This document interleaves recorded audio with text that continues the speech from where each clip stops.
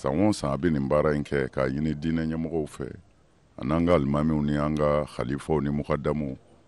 a n'a yɛrɛ teriw san o san a b'o invité ka na sun tigɛ a bara alors bi wulada in na ala ye anw kɛɲɛ ni o ye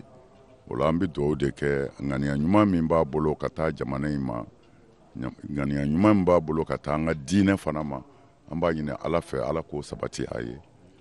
jamana in ala k'a kisi jamana in ala k'a tanga jamana in ala ka hɛrɛ don a kɔnɔ silamɛya ala k'a taa ɲɛfɛ ala ka n'a nagasi an bɛ dugawu k'o de la an ye bato minnu kɛ sunkalo in na min ɲɛna min ma ɲɛ ala de b'a bɛɛ dɔn ala k'u minɛ an ye ala k'o k'an ye a ka kiraba in bonya kama sɔli ala rasul ya rabbi ala ka bato kelenw minɛ ya rabbi ala ka bato kelenw minɛ kalo timɛ ala k'a jira an na hɛrɛ la barika ni nɔɔrɔ min bɛ kalo la ya rabbi ala k'an garijɛgɛ caya la an karamɔgɔ min y'an wele n'o ye alhaji muntaga tali an bɛ dugawu k'a ye ala ka sijan d'a ma ala ka lafiya d'a ma baara min na a b'a nin baara in tɛ fɛn ye min ye dunan ye ale ma ale ye nin ye nin y'ale ye o kuma ale k'o baara in kɛ o tɛ ko ye ko min bɛ balama la an b'a ɲini ala fɛ de ala ka sijan de d'a ma a balolen kɔni ni ala sɔnna an b'a dɔn k'a fɔ nin n'a ɲɔgɔnna baaraw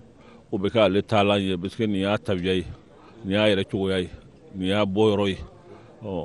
hali bi jamana ala k'a basigi ala k'a hɛrɛ caya ala k'an bɛɛ lajɛlen kanda k'an laban ɲɛ sallallahu ala muhammadin wa alihi wa sahbihi wa sallam wa akhiru da'wana alhamdulillahi rabbil alamin ala k'an di alijinɛ kɔnɔ an ka jɛ k'an sun tigɛ yen nɔ ayiwa parce que an b'a dɔn k'a fɔ nin ye anw ka diinɛ ma kunkɔrɔta de ye nin y'anw ka diinɛ ma bɔsugo nin y'anw ka diinɛ ma ɲɛta ye parce que diinɛ mɔgɔ bɛɛ lajɛlen ka ɲɔgɔn sɔrɔ yan nɔ bi suntigɛ la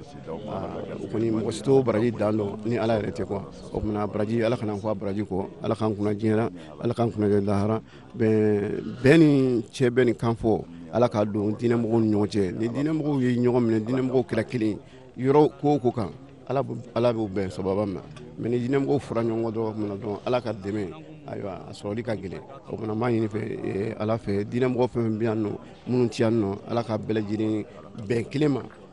fɛn mun ka fisa an ka jamana ma fɛn mun ka fisa an yɛrɛ ma fɛn mun ka fisa jamana kɔnɔden ma ala k'o d'an ma. Plus d'une décennie,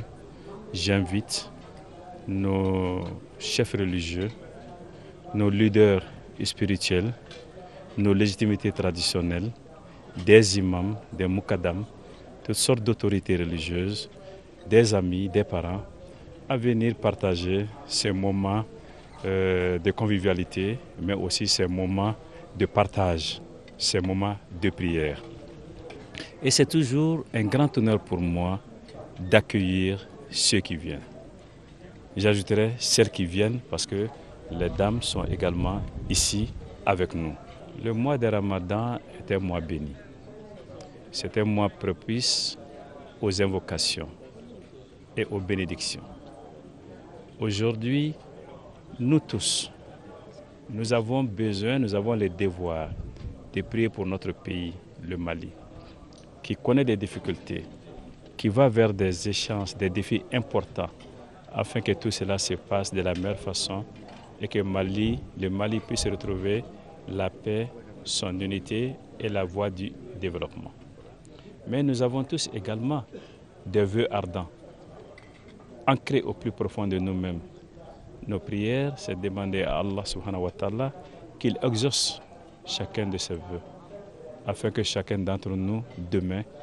puisse être en bonne santé, en prospérité, en paix avec lui-même d'abord et avec les autres.